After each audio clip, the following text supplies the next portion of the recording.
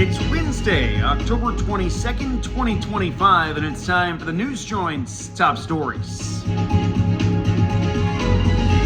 So we made it to midweek. The government's still shut down. What are we now, on day 22? And again, the impacts, rinse and repeat, are most significantly being felt by federal employees. Obviously, those who aren't getting paychecks. Some are because of different deals that were struck, and certain essential employees, furloughs, all that. I feel like we lived all of this, what government employees somewhat regularly live during the COVID pandemic. Those employees going through that right now. We're knocking on the door of a record when it comes to the government shutdown. Still the big hiccup, healthcare. Democrats and Republicans just can't get on the same page there. Day 22 of the government shutdown.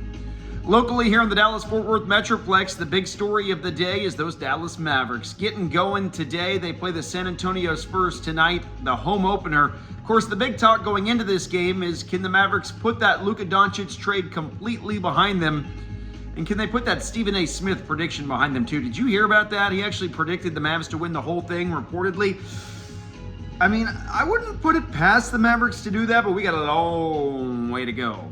All right, that's the Dallas Mavericks leading the way as far as the local headlines. Really disturbing story out of Alvarado, that community coming together after a teacher was allegedly murdered by her husband or ex-husband. That guy now charged in jail, facing murder allegations. And a lot of football games are in jeopardy of being canceled this week, or at least postponed. In fact, a slew of high school football games being moved up from Friday to Thursday because of rain that is in the forecast. We could have potential thunderstorms Friday into early Saturday morning. Stay tuned, the News Joint will have plenty more on that. But already districts like, I know Aledo, they changed their game already. I heard Highland Park did. I know Richardson made changes.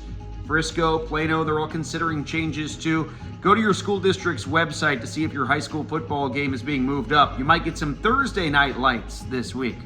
We're closely following also what's happening in Austin as Governor Abbott ordered a cleanup of homeless encampments, and he's threatening to arrest. In fact, he already has arrested homeless people who are breaking the law. And the city of McKinney now considering ordinances surrounding homelessness as more and more homeless encampments pop up in the suburbs of DFW. Those are today's top stories from the News Joint on a Wednesday. Thanks for humping the headlines with us.